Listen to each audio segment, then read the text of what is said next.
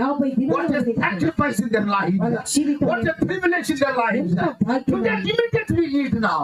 ఈ దినాలలో అవి మనకు అవసరం. 50 రోజులు వాళ్ళు 120 మందిని ప్రభు దగ్గర వేచి ఈ రోజు ఇమ్మీడియట్ గా కావాలి. ఎక్కడ వచ్చింది ప్రేమ? వాళ్ళ త్యాగాన్ని దేవుడు చూసాడు, వాళ్ళ యొక్క దాహాన్ని దేవుడు చూసాడు. God saw their sacrifice. God saw their personal hunger for the presence of God, my dear brethren. ప్రియమైనటువంటి దేవుని బిడ్డలారా, వాళ్ళకు ఉన్నటువంటి త్యాగాన్ని ఆ యొక్క ఆశను దేవుడు They are చూస్తున్నాడు. crying for that, my dear brethren.